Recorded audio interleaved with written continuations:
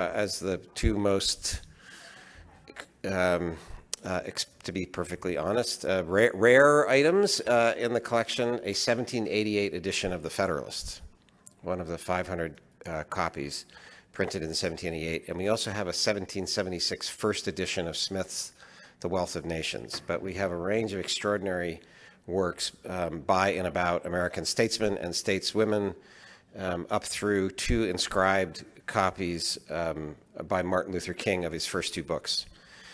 So you can get more information outside if you are going to be here, if you didn't know about that opportunity and would like to be involved in it.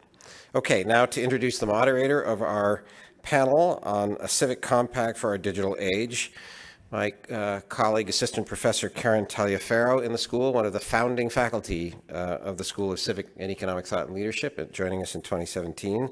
Her research interests include ancient and medieval political philosophy, as well as religion and politics, with an emphasis on Islamic thought. Her 2019 book, published by Cambridge University Press, is The Possibility of Religious Freedom, Early Natural Law and the Abrahamic Faiths. She previously taught humanities and great books at Villanova University. She's held fellowships at the James Madison Program at Princeton University and at Georgetown University School of Foreign Service in Qatar. Prior to her academic career, she served in the Peace Corps in rural Morocco, focusing on health education and development training. Please join me in welcoming the panel. Thank you so much, Paul. And thank you all for being here. It's such a delight to be back in person. So I have for our order Professor Ben Hurlbert first, and then Dr. Peresky. Am I getting that right? Yep. Sorry, I should have clarified. And Dr. Charles Rubin. So first we have Ben Hurlbert, who's Associate Professor here at ASU in the School of Life Sciences. His research examines the changing relationships between science, politics, and law in the governance of biomedical research and innovation. Always has to have innovation in here. Examining the interplay of science and technology with democracy, certainly poignant for our time today, religious and moral pluralism, and public reason. He's the author of numerous books, chapters, articles, but most recently, Experiments in Democracy, Human Embryo Research and the Politics of Bioethics. He holds a PhD in the History of Science from Harvard. Dr. Pamela Peresky is the director of the Aspen Center for Human Development, where she works with a faculty of fellows from diverse fields on issues of leadership, happiness, the good life, and other topics in human development. She's also visiting senior research associate at the Stefanovic Institute on the Formation of Knowledge at the University of Chicago, senior scholar at the Network Contagion Research Institute, and has had too many other really interesting positions to mention here. Notably, though, she did serve as primary researcher on Greg Lukianoff's and Jonathan Haidt's book, The Coddling of the American Mind, which I'm sure many of us here know. She holds a PhD in human development and psychology from the University of Chicago. And last but not least, Dr. Charles Rubin is professor of political science at Duquesne University, where he teaches courses in political philosophy.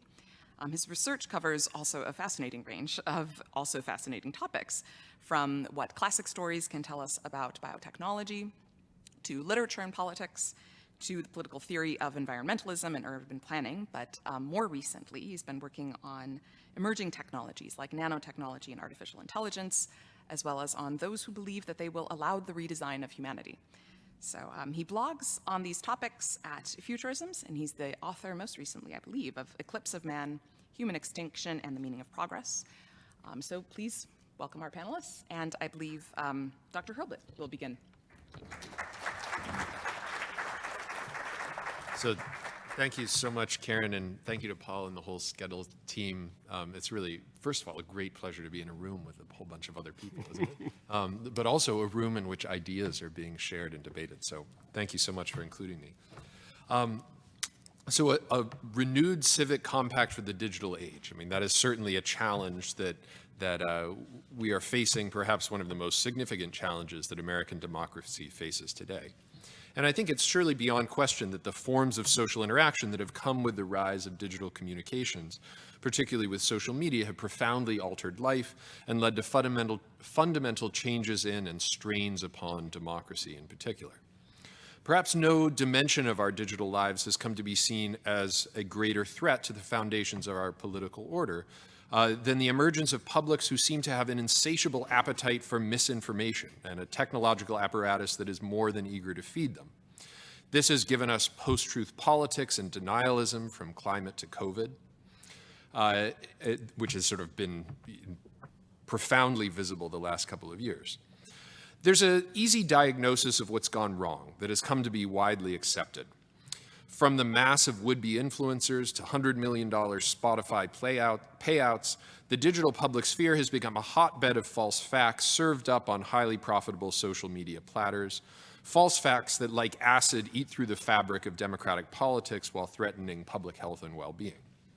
This sort of metastatic cancer of misinformation spread by social media has left civic life on life support, or so the story goes.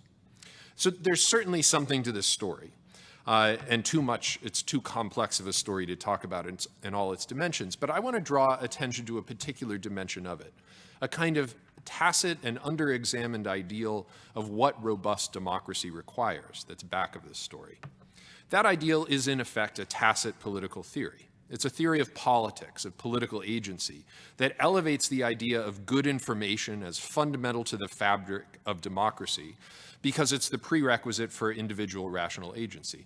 So surely this is a familiar idea. A strong democracy is an informed democracy. A misinformed one is a weak one. Where information circulates freely, citizens are empowered to know and to act rationally, and society is strengthened. Where misinformation grows, democracy withers. Versions of this idea, of course, go back to the founding of the Republic and beyond. But what's notable about the version that we live with today is the way that the idea of information has become unmoored from institutions. Information must be unbiased, objective, apolitical, non-ideological. Otherwise, it's misinformation. Information, though, is emancipatory. So back of this is a kind of, I want to argue, a sort of widely held notion that healthy democracy rests on the pillar of right knowledge. Put differently, it's the idea that the civic compact requires commitment to accepting common ground in the form of universal facts and norms of reasoning.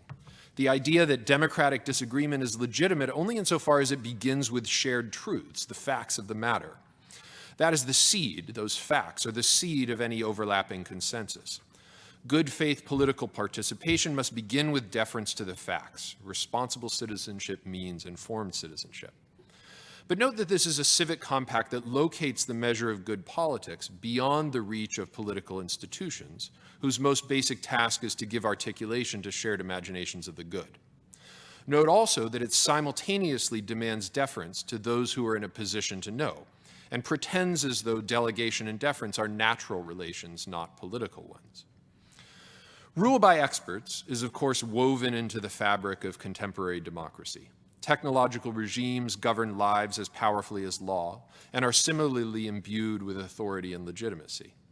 Yet science and technology tend to be framed as something separate from politics, as generators of objective information and as morally neutral technique that are essential for democracy but exogenous to it.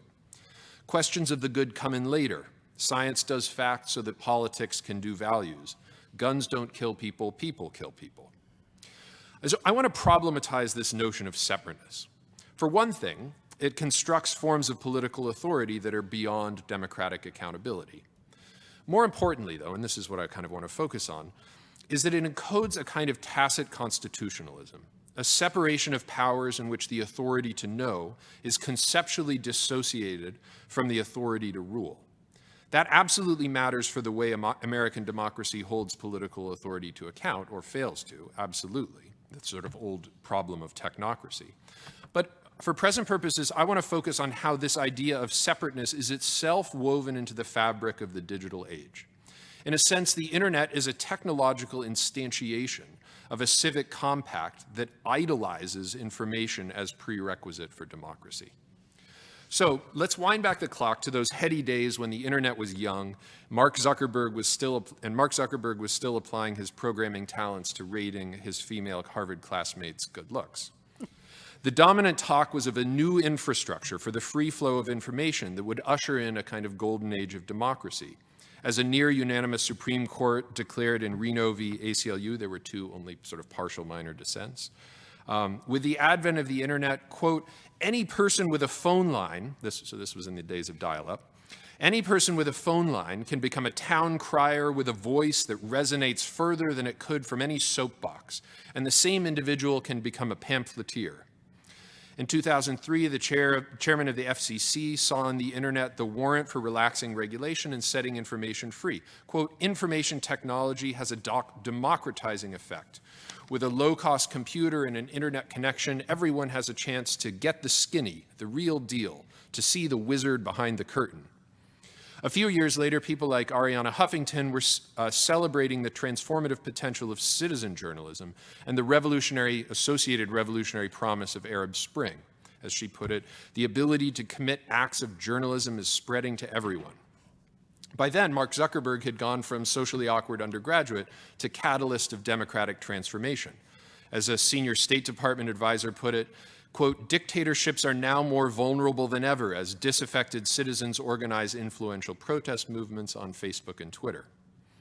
Theorists of law and democracy like Yochai Benkler, a professor at Harvard Law School, foresaw a networked public sphere in which the free flow of information would dethrone the information intermediaries, commercial media and the like, giving rise to a frictionless medium of perfected public discourse.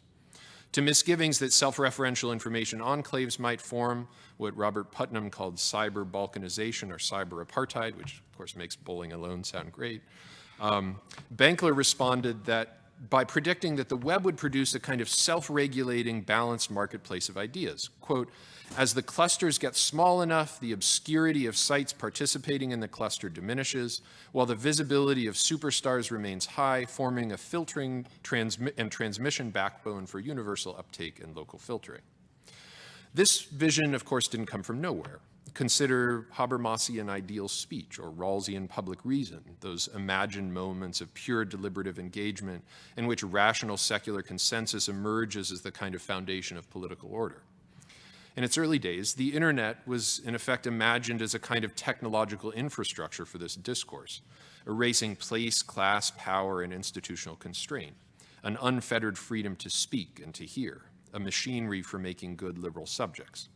So let me point to two key observations about this sort of imagined democracy.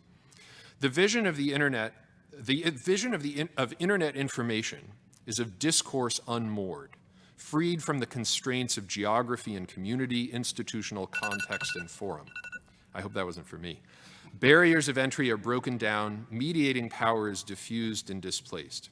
You can speak as you wish, when you wish, how you wish, to anyone who wishes to listen. It's information unmediated by institutions, from Encyclopedia Britannica to Wikipedia.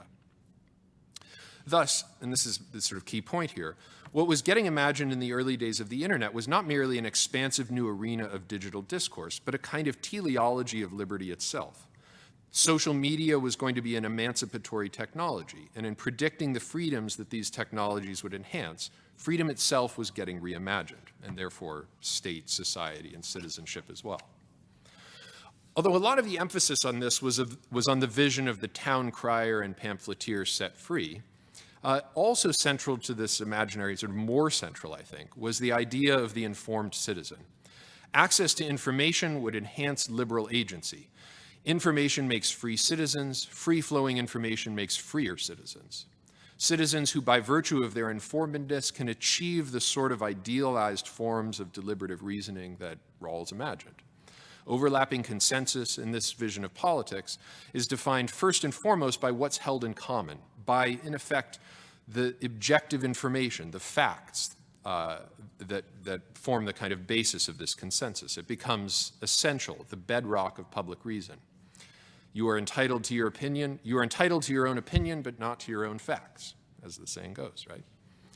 So fast forward a little while to when things turned sour, the advent of post-truth politics and all that. This is a moment of polarization, right?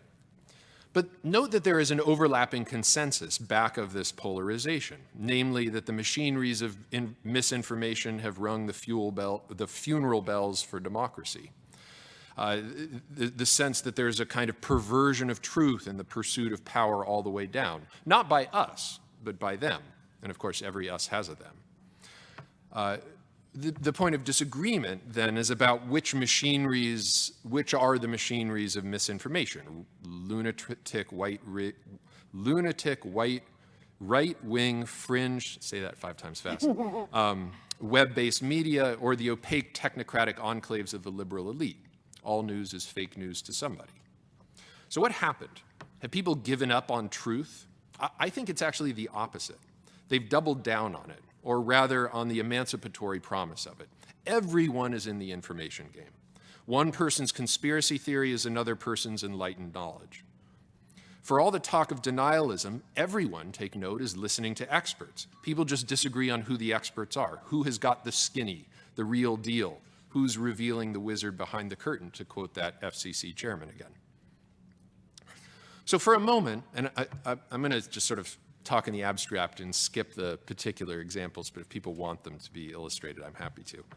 So for a moment, let me ask you to sort of set aside your convictions about what's the real information and what's the misinformation, and observe that the imperative of democratic citizenship in this version of democracy is an imperative of information consumption, of being a smart, skeptical consumer of information, of questioning authority, of seeking out the hidden truths that only democratized information flows can surface, and then acting like an enlightened liberal agent by thinking and choosing for yourselves.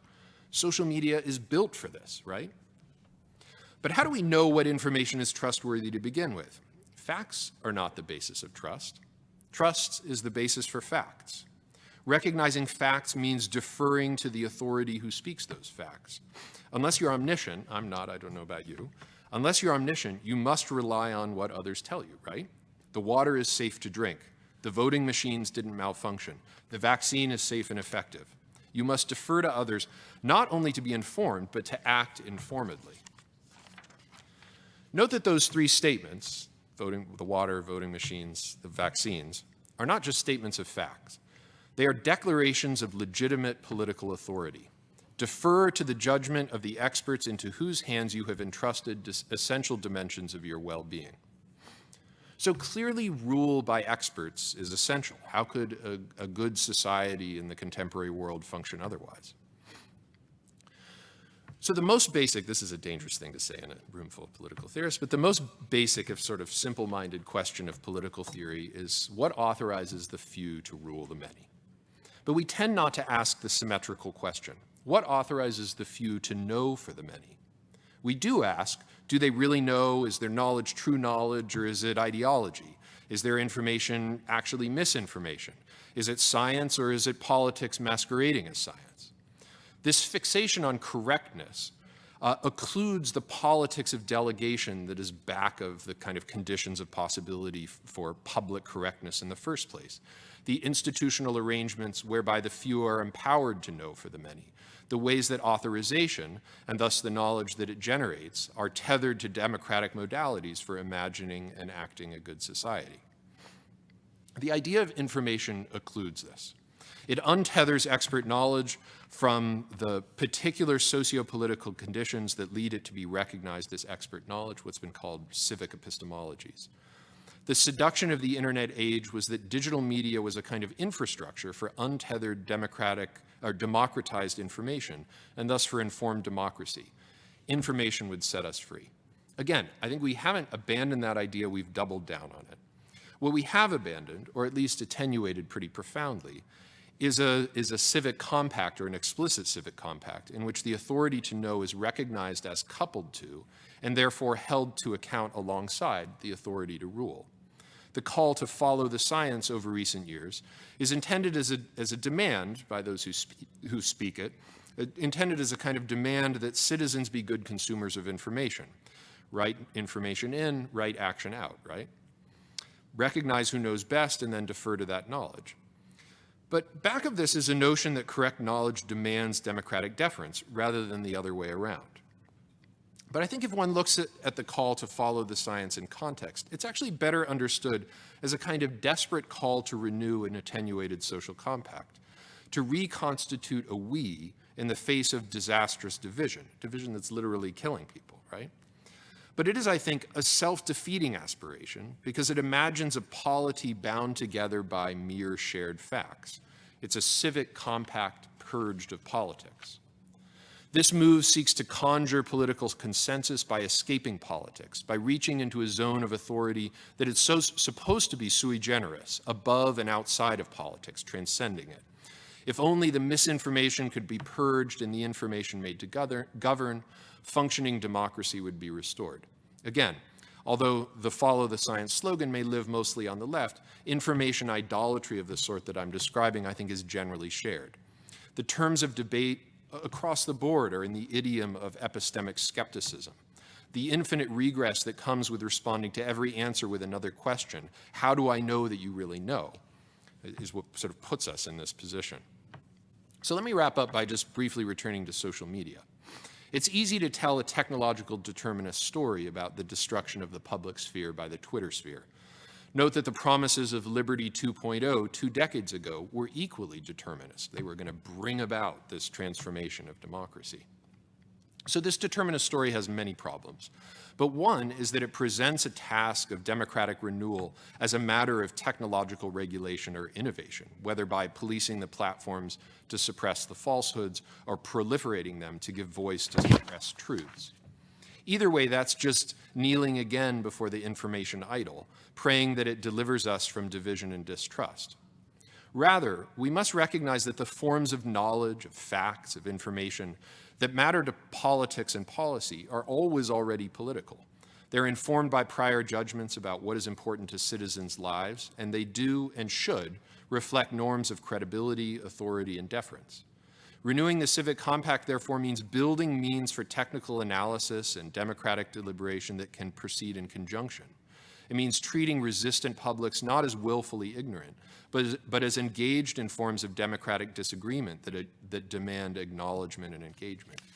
And it means recognizing that our built technological worlds are materializations of political commitments and values that govern our lives no less powerfully than law, and thus must be subject to the same tests of democratic scrutiny and ratification. Thanks.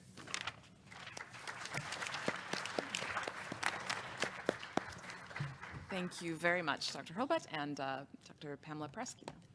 So I'm just going to, I've got slides. So also, why doesn't everybody stand up for a minute and stretch? You know, because it's like tea time, like everybody gets sleepy right about now. There's a reason the tea, people have tea at the time. So also, there's lots of space right up here. So why don't people come forward? I'm going to do something you're going to want to be in the front for, because I have chocolate. So if you're in the front, you get some chocolate. Seriously, I have chocolate.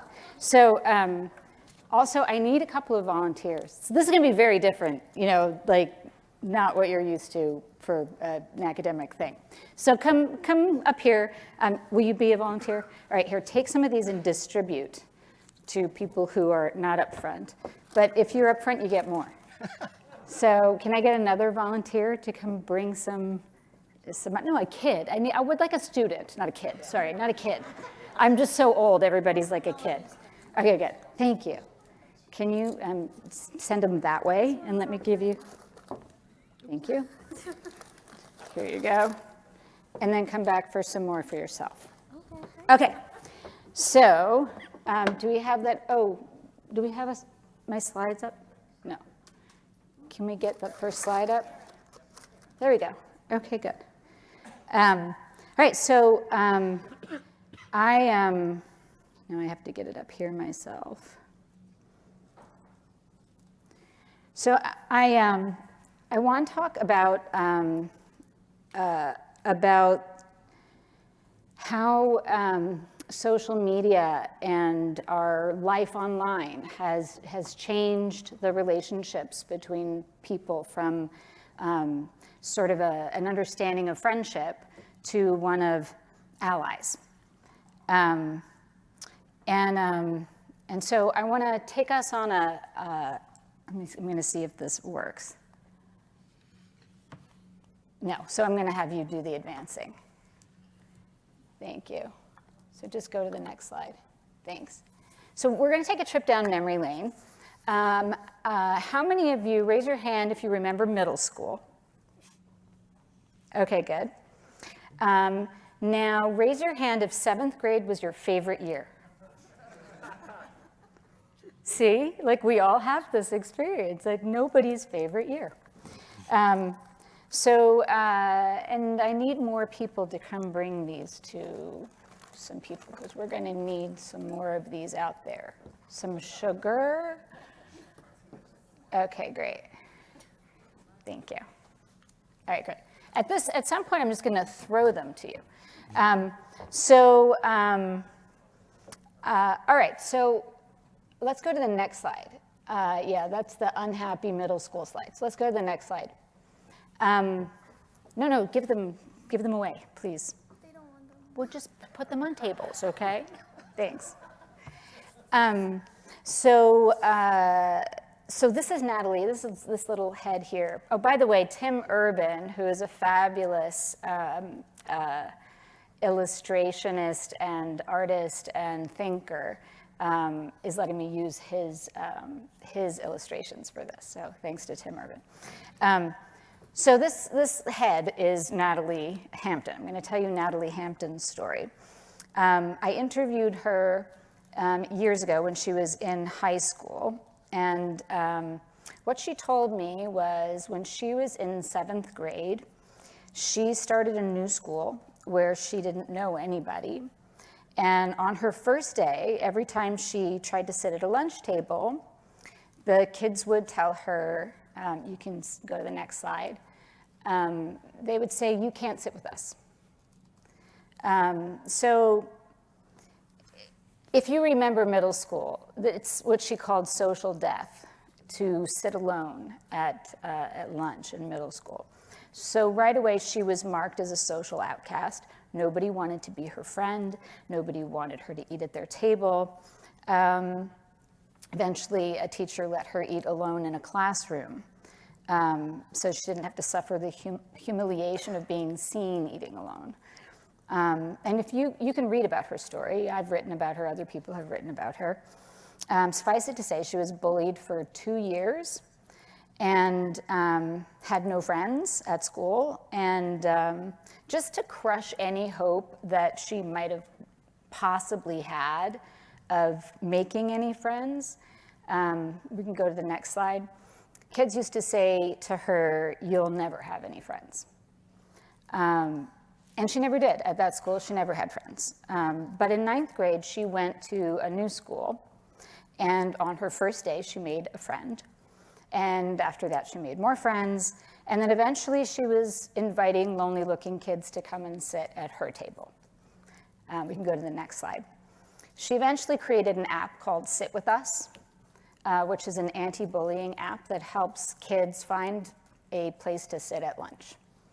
So they don't have to suffer the kind of humiliation and anxiety and depression that she did.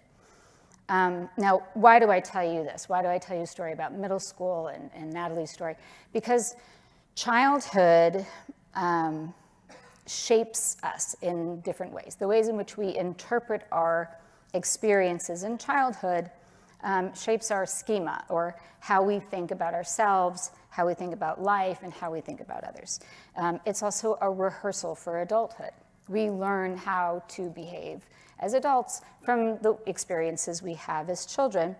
And many of the experiences of childhood reflect facts about human nature that are easier to see when we look back and examine childhood. It might be harder for us to see in our adult interactions. Maybe we're too close to them.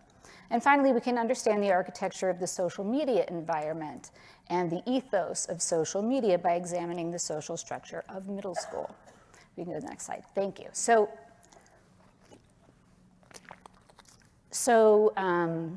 middle school has a prestige economy, right? We all live in a prestige economy or several prestige economies.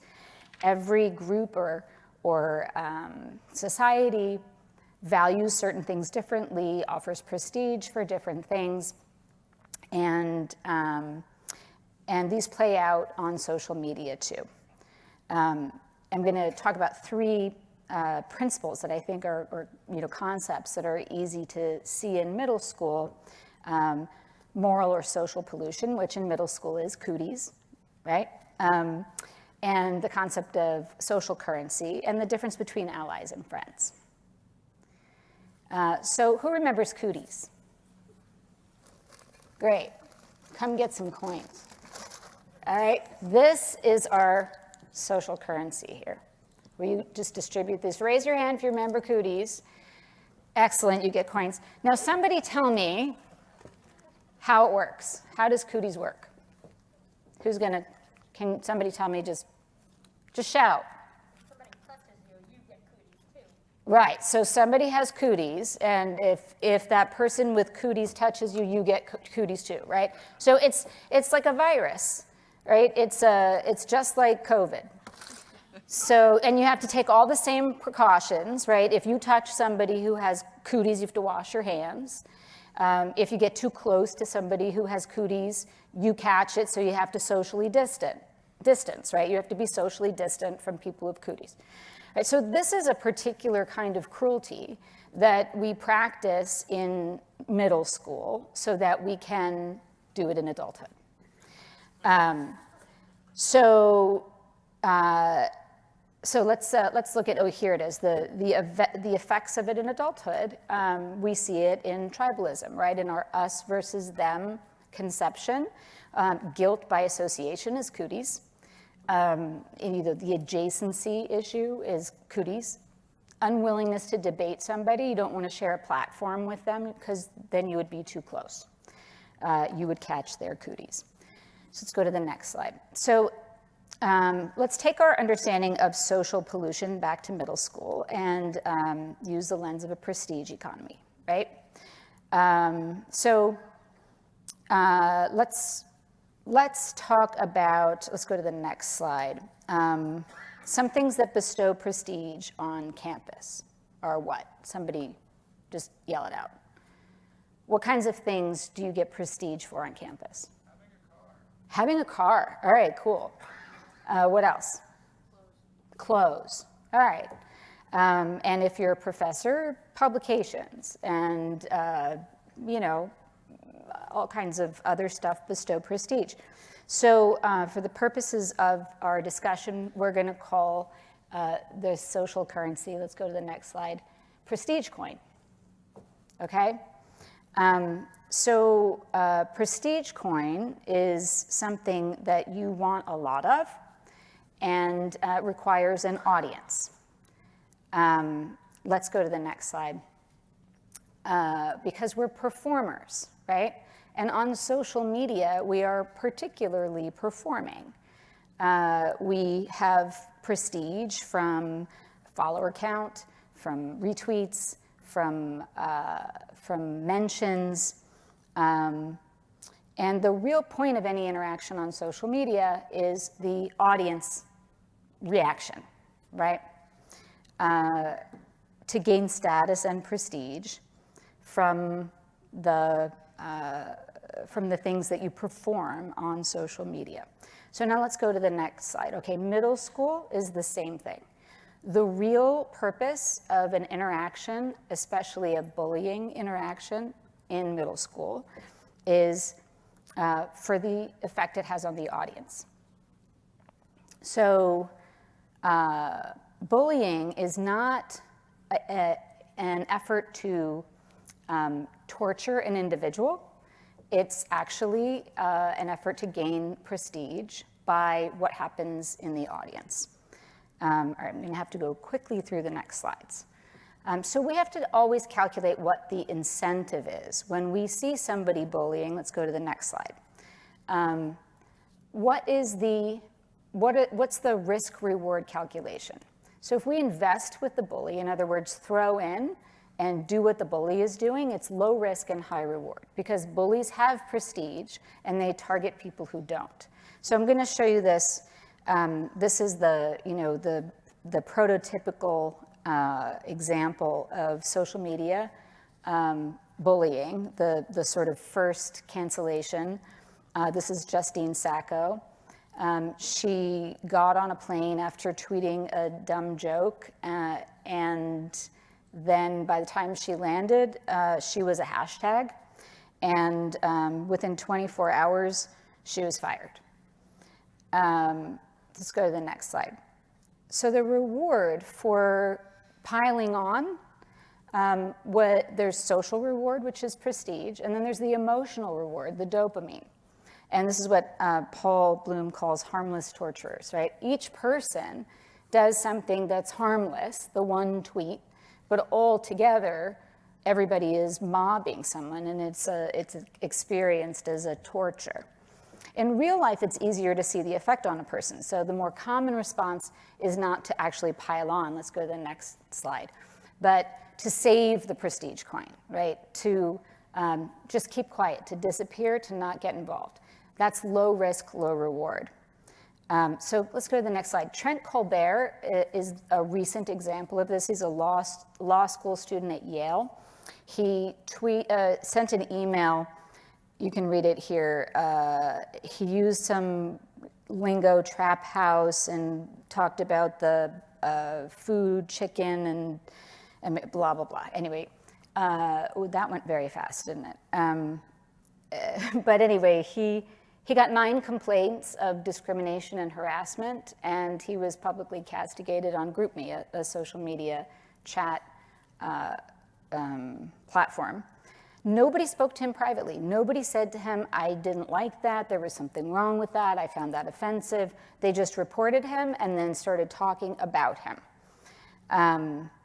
Let's go to the next slide. He had to have multiple meetings with deans who pressured him to apologize. The student government is trying to impeach him. And friends discouraged him from going public. Let's go to the next slide. Privately, students have told him that they're on his side, but publicly, no one defended him. So this is an example of preference falsification, where people, they pretend to prefer what the high net prestige group likes. That's a safe bet. And his take on this was, he said, I think there's a silent majority that supports me, but nobody wants to be the next person targeted on GroupMe, right? So that's saving. Let's go to the next slide. That's saving prestige coin. That's a very common thing we see on campus. We see it in tech and in media. And now let's go to the next slide. So here's the high risk, low reward option, is to defend the person who's being targeted. This is something like that he said, nobody wants to be the next person targeted. That's why nobody wanted to publicly defend him. Let's go to the next slide. What does work is when high net prestige people defend the target of the bullying. When that happens, then it's an investment to defend the target rather than spending, right? Now let's go to the next slide. So what does this all mean? Next slide. Social media is mean girls writ large. The feeling of constant threat raises cortisol levels and creates hypervigilance. And without significant intervention, the mental health and physical health of bullied children are at risk. Sorry for the bad slide there. Not all children are being bullied, but suicide has been rising at an alarming rate, especially among young girls. Let's go to the next slide. This is a graph of 15 to 24-year-olds' increase in suicide over the past decade. It is alarming, and I have a theory, let's go to the next slide, let's see, that social media and ideological warfare may be provoking a constant feeling of being under threat. Even for those who aren't, targets of traditional bullying, or even who aren't targets of bullying online, but just being in the environment, this leads to a focus on allies, and allies only support targets when it's in their interest. It's friends who are reliably willing to spend prestige coin, even when it's likely they'll lose it. Friends are essential to happiness, well-being, and leading a fulfilling life across the lifespan. And there's all kinds of evidence that friends are protective not just for bullying, but if you get into marriage data, People who rate their marriages as not so happy are 20% more likely to die early than people who are happily married. Close relationships are sustaining, they're important. Let's go to the next slide. Friendship is internally validating, intrinsically rewarding. It relies on authenticity and trust and vulnerability and forgiveness. These are all things that are missing in social media in middle school and, in the environment that we've been creating. There's this cute thing, friendship is the icing on the cake of life. It's not the icing on the cake. It's not even the cake. It's the vegetables, right? Friendship is the vegetables. And friendship is transformational, and allies are transactional. This is the difference. In real life, when we have friends, we have a kind of well-being that we don't get when we're focused on having allies. And a lot of what we're focusing on, not just on social media, but in this ideological kind of environment, we're so focused on group membership and allies that we're losing our contact with how to be a friend and how to have friends. We're becoming less forgiving, less trusting, less authentic, lonelier, and more depressed. We don't need allies. What we need is friends. Thank you.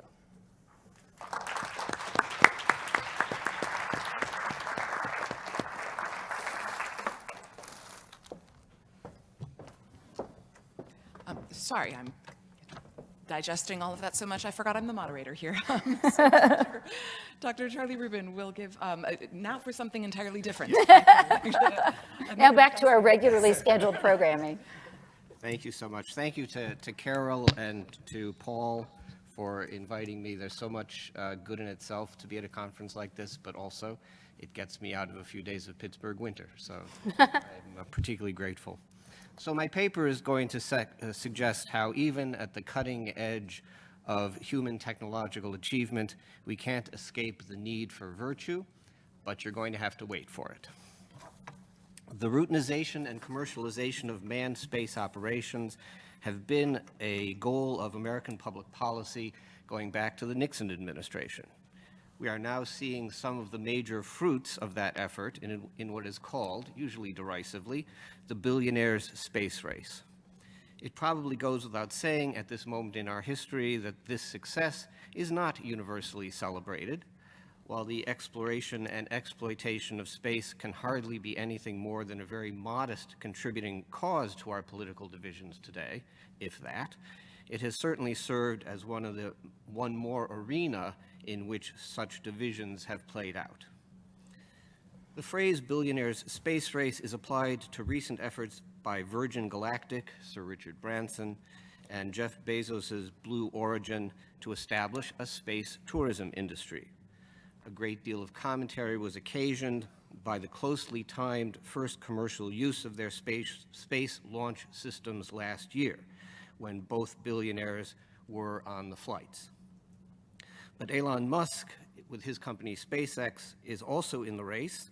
Although he personally does not have much interest in space tourism per se, SpaceX provides launch services in the manner of a charter company for tourism missions. Musk, however, competes with Bezos and, to an as yet limited extent, with Branson's Virgin Orbital, and with other space startups, and with better established aerospace incumbents for providing launch services for satellites, supply and personnel missions to the ISS, contracts for space habitations and manned exploration efforts, and space-based internet systems are also up for grabs. In terms of this big picture, SpaceX has an unrivaled record for speedy and successful launches with its innovative space vehicles. In other words, Branson, Bezos, and Musk are all in the business of creating upstart aerospace corporations. And in that effort, the competition extends beyond them to no small number of smaller, usually more specialized and less well-funded aerospace startups, most of them kept going by venture capital that ultimately also derives from very wealthy individuals looking to make a profit. The first part of my essay reviews some of the polarized commentary recently penned on this topic and finds it, generally speaking, wanting. Here I will note only that authors on the right and left focused on tourism rarely try to place the billionaires' space race in its larger context, or do so in highly selective ways.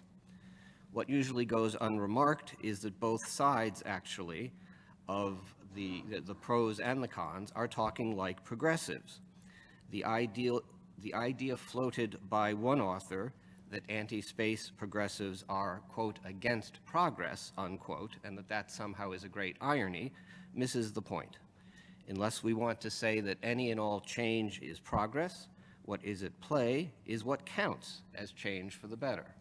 On that, there's some serious disagreement.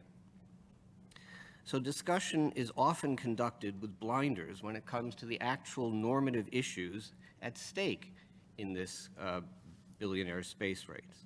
Clues to the visions of the good involved can actually be found by taking what the billionaires say about their own efforts seriously. Both Jeff Bezos and Elon Musk base their space projects on visions of the human future that are not entirely original, but intriguing nonetheless. Bezos looks forward to a time when space will be the primary habitat for humanity, with the Earth presumably having been returned to nature, being visited as one would visit a national park. You know, take nothing but pictures, leave nothing but footprints. Elon Musk believes that not becoming a spacefaring race that can colonize other planets is a route to human extinction. Musk wants to protect human beings not only from our own self-destructive tendencies, but from all the many possible natural phenomena that are out there to get us. If that means colonizing Mars and ultimately altering Mars in ways to make it more hospitable for human life, so be it. So Bezos wants to protect at least terrestrial nature from human beings, and I think by implication, if that means altering us, so be it. This divide will sound familiar to anyone who knows about discussions within the environmental movement in the 1960s through the 80s. I argue that however problematic these visions are, that they are put forward at all is noteworthy. Bezos and Musk at this stage are still largely spending their own money. Why is it not enough for them just to want to commercialize space, to make money by making space travel so routine that, you know, anybody can make an admittedly pricey trip on the order of an amusement park ride? The problem, I argue, is revealed by the more modest and relatively sensible goals put forward by Virgin Galactic. Internet searching suggests that Richard Branson is the least voluble of these gentlemen. The corporate vision of the future, though, is available in carefully phrased corporate speak, and it reveals what is a genuinely interesting conflict or a tension in the effort to routinize space travel. Virgin, you know, with its background of having somewhat revolutionized airline travel, is quite open about its hopes for commercial results from not only that, but from the exploration and exploitation of space. But there's more. Branson wants to give everyone the opportunity to feel the awe and wonder that is so often a part of astronauts' descriptions of their space experience. He wants everybody to be able to look down on Earth and see that fragile, beautiful planet. More routine space flights, he believes, will spread this awe-inspiring result to more people. But there's a problem with this combination of goals, and it was revealed in Stanley Kubrick's 2001: A Space Odyssey. Thank you. Yes, I agree. We see in that movie the many stages of a journey from Earth to the moon, a sequence of scenes that even today, 44 years after the movie was made, still, you know, I find pretty inspiring and remarkable in its portrayal of the different kinds of spacecraft involved, the different kinds of habitation. It's quite amazing. But there, as we watch in amazement at a vision of, not even our future anymore, in the midst of it all sits or floats a bored bureaucrat, napping or doing paperwork. He's not awed. He's not amazed. He's not even looking out the window. Routinization, the film suggests, is likely to undermine awe and inspiration. And I think in our own experience, we are familiar with that sort of thing. How many of you make a point of looking out the window when you're flying in an airplane? But what an amazing thing it is to be able to look out a window when you're flying in an airplane. Now, I grant in my essay that the routinization of space will have to be sustained by routine motives, profit, perceived military or resource-based necessity, competition. If our usual experience means anything, most people will indeed have a hard time breaking through the barrier of the mundane. That is, I think, why Bezos and Musk think they have to present us with their particular grand animating visions. They may be idiosyncratic, but at least in the gentlemen who promulgate them, they are inspiring visions. Now, my essay argues, in contrast, that routine and the mundane can produce a situation that is more rather than less conducive to inspiration, and also capable of creating a drive for innovation and exploration. Think of it this way. We're very familiar with what I'm about to say. If we aspire to do what is routine excellently, and just as in aviation, there's every self-interested reason in space travel to aspire to excellence, then the routine becomes like the practice of an athlete or a musician. Do something again and again in the right frame of mind, and you not only can become very good at it, you can become very self-conscious. You can become very intentional about what you're doing. Excellent practice will also allow you to aspire to and to see ways in which you could become even better, to push the present boundaries, even perhaps to take more risks as you explore those new possibilities. Think of developments in women's figure skating over the last couple of decades, for better or for worse.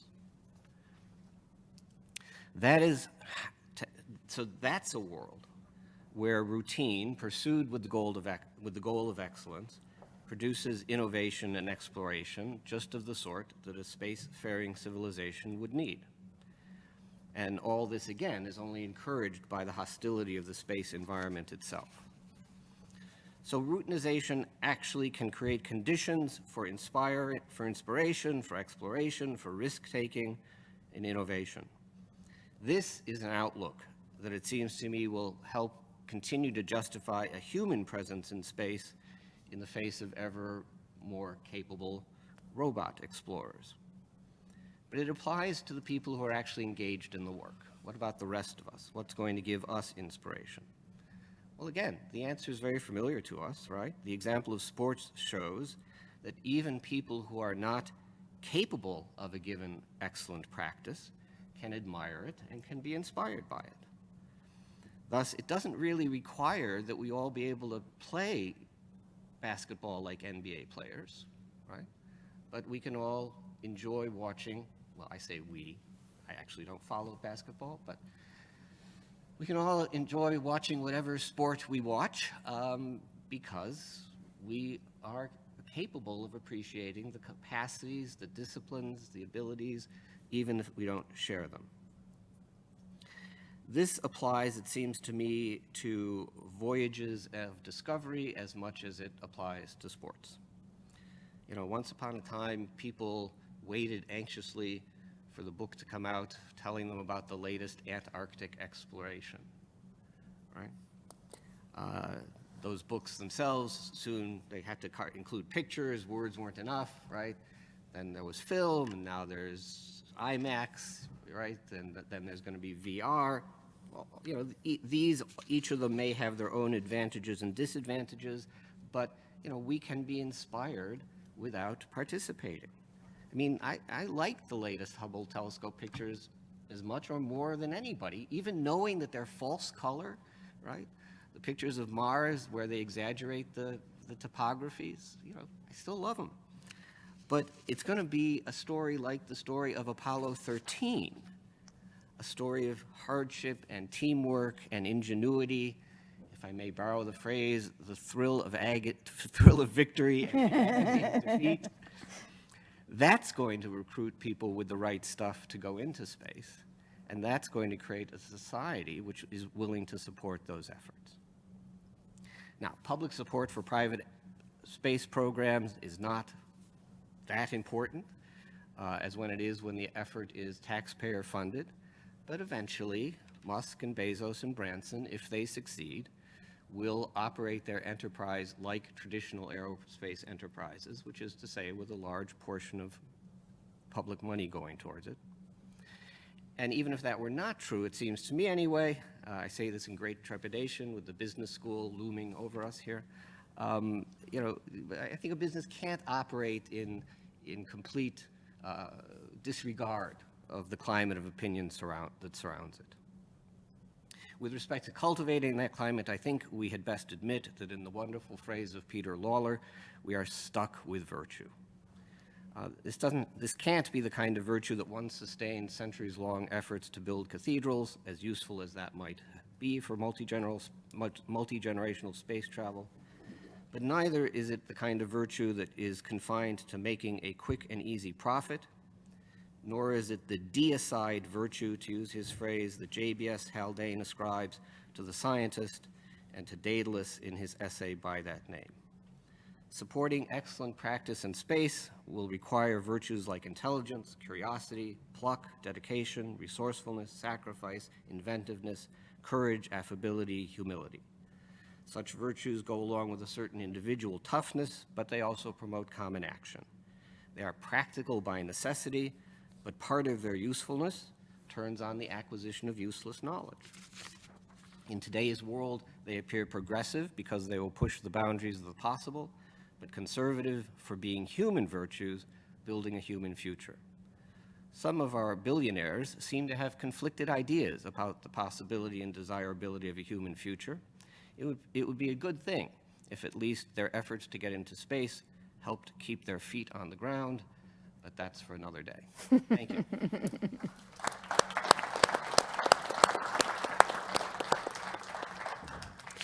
All right, thank you all so much for fascinating speeches, for fascinating talks. I will ask a few questions that are actually all linked together, and I would invite you, if it's okay, to answer in whichever order you'd like, since again, my questions are linked, and I'll try then to move quickly to our audience so that we can stay on time and get to as many of your questions as possible.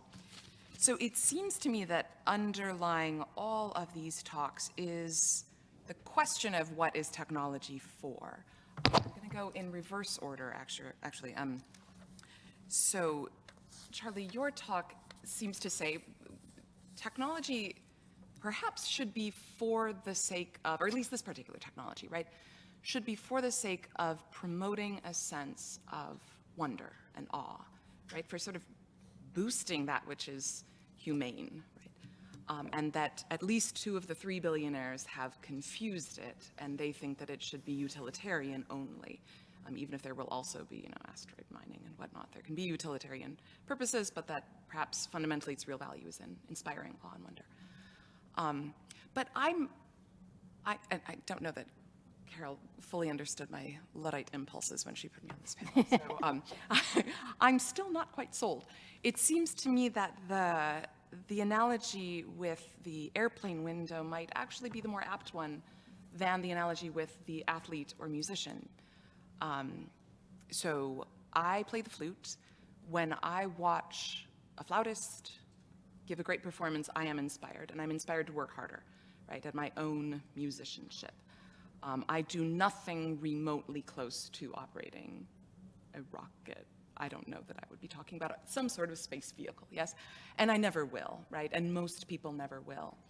And so it seems that the difference between the doing and the enjoying may be the difference of a perpetual sort of font of awe and wonder and inspiration to greatness, and the sort of slow death towards the bureaucrat in Space Odyssey, right? Of just sort of, well, here we are going into space again. I mean, it is hard to imagine, but so I'm wondering if you can perhaps speak a little bit more to, this was going to be a brief question, I'm wondering if you could speak a little bit more to how it might be that this particular technology, or even technology in general, can be used and not abused, can be used to continue to drive us forward to more awe and wonder, and not turn into just sort of more mind-numbingness. And then to the more mind-numbing end of things, we have the internet. Ben's talk addressed the difficulty of, or rather the problem of sort of information worship. And Ben, you mentioned that we have not given up on truth, we've rather doubled down on it. But it seems to me that we may be conflating information and truth, right? And so I'm wondering, and this question actually also relates to Pamela's, what the role of education might be in how we use the internet, right? It seems that the internet kind of was sprung on us and we were caught unaware. And then social media was sprung on us and we were caught unaware. We thought that we were going to be getting facts and democracy, and instead we got insurrections and fake news. We thought we were going to reach all of our friends, and instead we only have allies and online bullying. So I suppose this is now morphing into a question for both of you. How might, if at all, and I mean, again, I'm not an optimist when it comes to technology and certainly to social media, but how might, if at all, education, broadly conceived, even perhaps moral education, sort of idea, help us, again, to use technology and not abuse it or even be abused by it? In whichever order, I suppose, you might like to go. Charlie, if you'd like to. So, of course, I can't and I wouldn't guarantee that things won't be used for the worse. And neither am I 100% confident that, you know, what I'm describing could work the way I say it works. But I don't think what I'm suggesting is actually, again, very far out of our normal experience of things. I mean, first of all, people still like stories of exploration and risk, and you know, I think there's a certain portion of the population that looks at extreme sports and says, gosh, isn't it too bad these people can't go somewhere, you know, and really do something with their risk-taking propensities, yeah? So, I mean, that's an empirical claim. I could well be wrong about how much the average person enjoys the results of exploratory efforts, but I think I think there's a lot of potential there. I mean, you know, you spoke that you have no expectations of being an astronaut. Well, of course, you know, sorry. When I was a kid, I thought I did want to be an astronaut. I realized soon that there was all kinds of reasons that wasn't going to happen, but anyway. And I'm not claiming that people like me are in the majority by any stretch of the imagination, but isn't there something inspiring about looking at what someone else is doing and say, oh my gosh, I could never do that. And that makes it kind of intriguing and interesting, and what kind of special skills or abilities or education or discipline does it require to do this thing, which I can't even begin to understand how they start, right? Again, I mean, you know, figure skating, right? For me anyway, has that kind of capacity. So that's really all how I would respond. Thank you. Moving down the table. Boy, I don't know where to begin on this question, except I guess by kind of refusing it, sorry. So, you know, what's the role of education and how we use the internet? You know, I jotted that down. Karen said it, and now I'm sort of looked at it, and I sort of see the word switching, the role of the internet and how we use education, right? Let me say sort of some prefatory things. Number one, I think, you know, the notion that it's too easy to talk about different spheres of life, right? Where education is one of those spheres of life, but our sort of technological existence is distinct. And, I was arguing that, in effect, one has to understand technological systems as socio-technical insofar as these are sort of materializations of, as I was suggesting, a kind of constitutionalism, right? They're ideas in matter.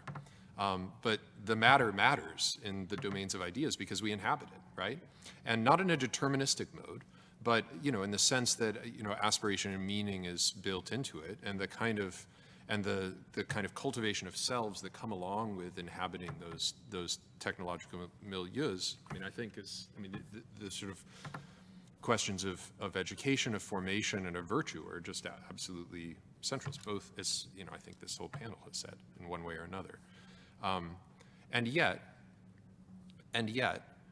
the problem of information has basically been understood as a problem of education, right? If we can just teach people how to be critical readers then they can separate the BS from the truth, right? And the problem is that people are ignorant. They're ignorant about their ignorance, and it doubles.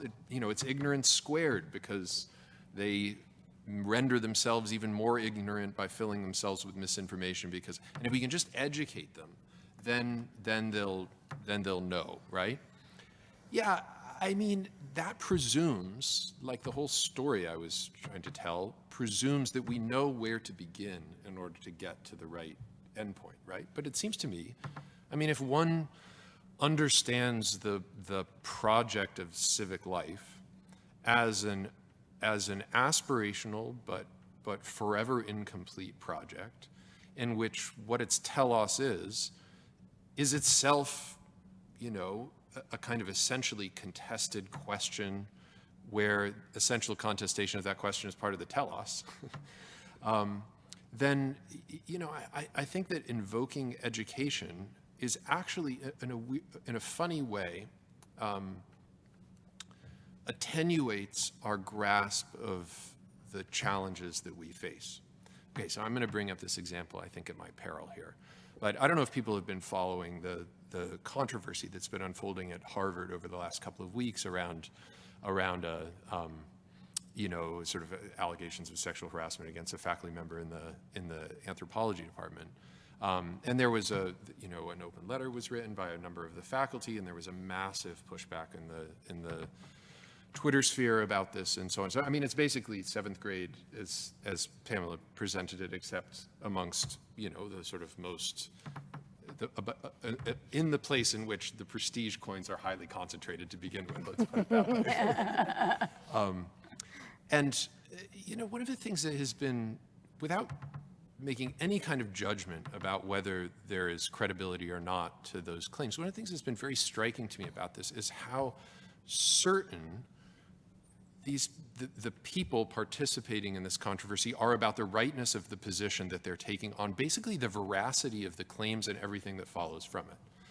And yet, isn't it a pretty uncontroversial, pretty basic, simple-minded notion of even the thinnest form of procedural justice that the answer to the question of whether, the violation took place comes at the end of a process, which itself is subject to scrutiny and critique, and that scrutiny and critique is absolutely appropriate if applied to that process, and yet, insofar as we abandon the process and presume that the answer comes before the process, before that sort of process of scrutiny and critique has taken place, to me, this is a sort of civic disaster unfolding in one of the most elite spaces of higher education in sort of real time, facilitated by Twitter, right? And all of the forms of animus and energy and dopamine release and et cetera, that it engenders. So, I don't see these things as getting fixed by us figuring out how to teach ourselves to use them in the right way. I see these things getting fixed by us being committed to forms of civic life that then make them the part of the furniture of civic life, in which the ways in which controversies, say, unfold, in Twitter or not, are a function of the the kinds of commitments we share about, the modes in which one should deliberate, dissent, and so forth. And, there's a chicken egg problem in that scenario, but I actually don't think that it's rightly conceived that way if one, steps back from the kind of technological determinist story. Put everybody on Twitter, they're bound to act the way that Pamela described. I mean, that's probably true, right? But, if there was cultivation of virtues in which one had a sense of the ways in which one, ought to act vis-a-vis others, it wouldn't be a problem, right? If I could just intervene, just because I want to clarify the question, that is actually what I had in mind by education. Okay. Is there a Then idea yes. The answer is here? yes. And where would that be found? Do we just need to return them to logic, rhetoric, and grammar, and studying Socrates and Aristotle, which, I'm all for, but doesn't usually seem to enter into the conversations about the excesses online. Nevertheless, is there something that can be done before citizens are, deploying massive information wars online? So if I can add, I think the other part of the necessary education is an education in habits, which is associated with virtues. So that if we can educate beginning at a very young age in the habits of mind and the practices that lead to the virtues, and that allow students and then, young people and then adults and then, the rest of us as we get older, to be able to engage in real life or on social media or in space with a kind of equanimity and thoughtfulness. Just the understanding that the person either across from you in real life or in the Twitter sphere is a human being, is a step that I think we're loosening that understanding instead of strengthening it. And I think that's what I was sort of getting at with the problem with allies, is that allies aren't people, allies are countries, right? And so you have allies because you have enemies. And when you have an enemy you've already dehumanized, the allies are not really any more human. They're tools. And so when we dehumanize our social world, whether it's in social media or in real life or in politics, that's when we start to see the breakdown, or we have a breakdown. We have a massive breakdown. And there are, in particular, I think, three overarching virtues that we're seeing substantial breakdowns in, and those are courage. And you were talking about risk. That's one thing that, what I was outlining in this prestige economy is an aversion to risk. And we have not, I don't think, taught this next generation, or even my generation, the value of courage. We have sort of encouraged a conformity, a go along to get along, and I know when I was growing up, being a girl, the worst thing you wanted to be was disagreeable. There's a B word there, but disagreeable, and so you learn to be amiable and just say things you don't totally agree with, just so that people don't think that you're disagreeable. And we're sort of training everybody to be like that now, with their own tribe. But it's also, there's sort of a reverse understanding of what courage is, that when we see somebody from our own side, whatever the politics are, or whatever the issue is, castigate somebody on the other side, we'll see people from our side tell that person that they're so brave, they're so courageous to speak up like that. That's not courage. It takes no courage at all to speak out against the other side you've got all your side cheering you, applauding you, you're at no risk. It takes courage to say to the people on your own side, there's something wrong with the way we're seeing things, or to even say we should allow ourselves to get closer to the people on the other side. That's where it takes courage. I think Anna, who is here, has the experience of doing that all the time as a politician here in Arizona. Somebody who works in government, that it takes courage to work across the aisle. It doesn't take courage to call people out across the aisle. So those are the kinds of, I think, so courage is one, and then compassion is another one. That, we're so quick to condemn and have contempt for people who disagree with us. If we had compassion for them instead, but we're encouraged not to, because then we get cooties. That kind of moral pollution infects our society. And then the third one is curiosity. We really are encouraged to not have any curiosity at all about the people who disagree with us and what they think. In fact, somebody tweeted once at me when I wrote something encouraging, listening to people on the other side, something like, I have no interest whatsoever in knowing anything about those people who blah, blah, blah, right? And that's sort of the attitude, and that's what gets reinforced on whatever side, for whatever issue. And so those are the things that I think education would be. It would be great to focus on that at all sort of levels of education. And also that would have a meaningful impact on how we interact online. If we can remember to bring some curiosity and some compassion and have the courage to defend people who are being unfairly maligned. I'm starting to think a few trips into space might actually help us. After all, please do come to the microphone here if you have any questions. We still have just a few minutes left. Perhaps specify if your question is for the panel or for one particular or two members of the panel. Thank you. Hello, thank you all very much for your talks. My question, two short ones for Pamela and Dr. Hurlbert. That's fine. Thank you. Quickly, do you think that Twitter can be saved? And by that I mean there have been certain propositions made to rather maybe against sort of what you were saying, to re-democratize Twitter, that is removing the blue checks and forcing everyone to use their real names.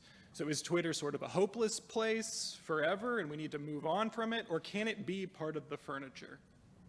I think that's a question for Ben.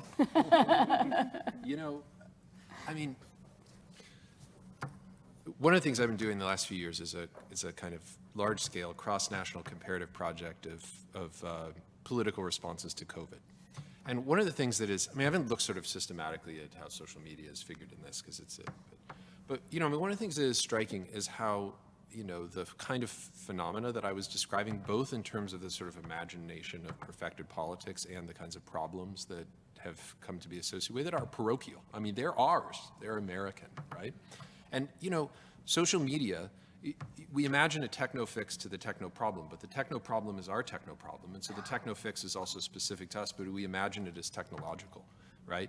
And, there's like a universalizing move that happens, or a displacing move that happens by thinking of it as related to technology as opposed to us. And I think that that's a mistake. It's a mistake. The same sort of technological regime drop down into different, political cultures or other sorts of cultures manifests differently. And, I think that needs to be, we need to appreciate that as we seek to understand and diagnose the problem, and not let ourselves slide into a sort of mode of, associating it with the technology half of the equation as opposed to the social or political or democratic or whatever half of the equation. I think, by the way, that, this is just a maybe unwelcome and unfair comment to the sort of, routinization as a space of excellence. It does seem to me that we also have to step back from technology, which we use in the singular. What does that mean? Define it, right? But technology as a sort of defining institution of modernity, and ask questions about the ways in which incipient constructions of the way life should be come to be embedded in technological visions, but that don't have to be accounted for. And so, you know, an example of, you might say, excellence emergent out of routinization is Eichmann, right? I mean, the kind of bureaucratic excellence manifest in this, you know, in this project of you know, maybe the most profound form of dehumanization that at least the West has known. You know, it seems to me it warrants some pause, because after all, that was in effect a kind of techno-scientific project. It was a project of rationalization. It was, I like Zygmunt Bauman's description of the Holocaust as a flight from ambivalence. And, you know, if one was going to give a definition to technology as a project of modernity, it seems to me that a kind of flight from ambivalence is pretty defining. So maybe the right fix for Twitter is not perfecting it by making some tweak, but, you know, cultivating a deeper ambivalence about the kinds of social orders we de facto commit ourselves to in the name of a kind of momentary imagination of progress. I thank you. Yes, we are really close to the end of time, so if we can just have, we have 5 minutes. So very short, yes, short questions, and in as much as at all possible, short answers. Sorry. Time always runs out. Yeah, thank you. Hi. So my question is mostly towards the professor. And earlier you said facts are not the basis of trust, but trust is the basis of facts. And I was just curious if you could expand on that. And especially with society today, and especially social media, has that always been the relationship between facts and trust? Or is that emerging now because of social media being a hotbed of, what was it you said, fake facts? I'm going to use up more than my share of the floor. Do you want me to? Should we perhaps take A lightning 3 round. questions, and then we can try to address them so that we know what we're looking at. But we will address your question. Paratosh, go ahead. So I wanted to ask that, what place do you think norms or rules hold in how an individual should act in a social place? Because I feel that when you put a rule till some level that, you know, you dehumanize someone who's not at some level following the rule. But when you don't have any rules, like, you're lost in a subjective space, like there's no coming to a concrete ground. So, yeah. The question I have is for Dr. Perensky, in particular, to the point you raised on the decline of courage and the rise of deference. And just if you think that has anything to do with kind of the rise of political liberalism as a force, since to me that seems like a fundamentally bourgeois value. Political illiberalism? No, political liberalism. Oh, Sorry, so I think Jonah's question was whether the rise of liberalism is connected to courage. Okay, so whether there's a link between political liberalism and courage is our final question. The middle question was the use of norms and rules in a social space, right. concerning how to follow them, how to articulate them and enforce them, if I understood. Or whether they should.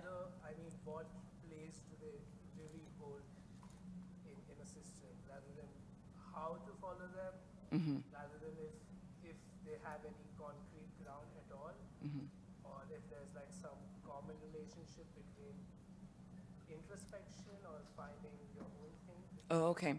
So the sort of articulated rules versus sort of an authenticity, I think, how to perhaps negotiate those two things especially in a virtual online social space.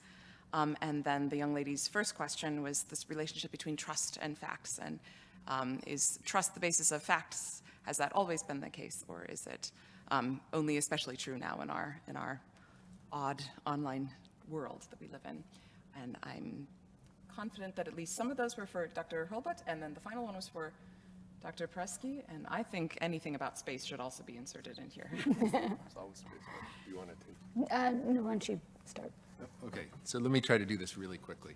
If by fact you mean a matter upon which there is general consensus and therefore it is not disputed or questioned, but is taken, in order for a fact to be a fact, you need a community that has formed a consensus around it, right?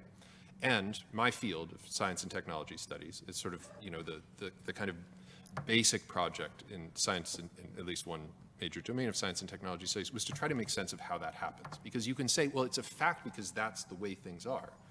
But you know, you can say that until you're blue in the face. If nobody else buys it, your fact isn't a fact, at least not in any socially meaningful sense, okay? And so unless you're omniscient, unless you don't care, unless you're, you know, the proverbial Martian, you know, who stays on Mars, you know, it doesn't matter. Okay, so that, and you know, very large body of work has gone into making observations about a quite intuitive matter, and that is that in order to arrive at conditions of consensus, one needs surrounding norms about how one arrives at positions of consensus vis-a-vis facts. And that trust is one way to describe those social conditions whereby a group has come to a kind of a consensus and closed what was previously a question. You know, just take the history of science. I mean, what is the history of science history of? It's basically a history of controversies that come to be closed. And then those closures get built upon in the next phase, et cetera, right? Those are, we call those facts, but so seeing the sort of dynamics of closure, if you look to the sort of surrounding circumstances under which that kind of closure takes place, what you see is, you know, there's a social environment. It's not the same social environments at this moment and that moment, or in this context and that context. And so in a sense, the facts aren't the same kind of facts insofar as the forms of closure, and in particular the kinds of trust that surround it, are vary. And if you scale that up to public life, we say all the time, God, we just need people to put more trust in X, right? That is like, we need people to put more trust in X, and then we would get the social relations that are supposed to be associated with that.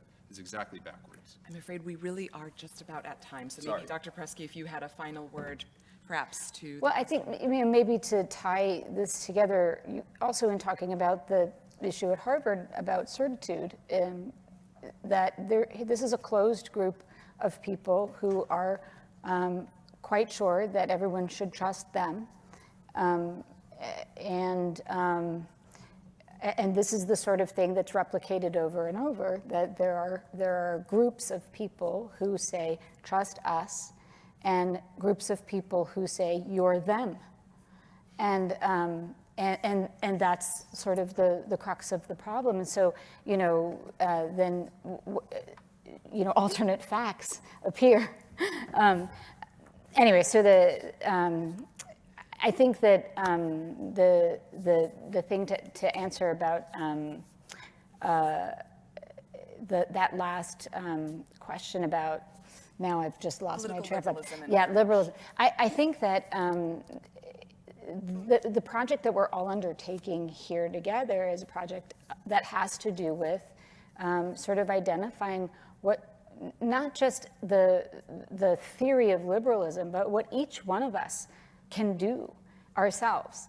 And I think that, you know, Camille will probably have a great way of engaging us in things that we can do ourselves as we go through the rest of this conference, but also, you know, when we leave here, what are we going to do ourselves?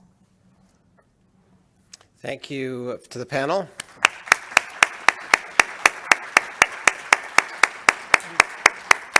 So just a few program notes. We'll start our keynote address on the dialogue event with Camille Foster and Karen Attia at 5 past the hour instead of right at the top of the hour. One of the civic virtues that was mentioned here, or virtues mentioned, was friendship. We have a panel tomorrow morning on the question of whether there's a political analog to friendship that might address the issues of America's civic compact. And then a final panel on how we might cultivate a civic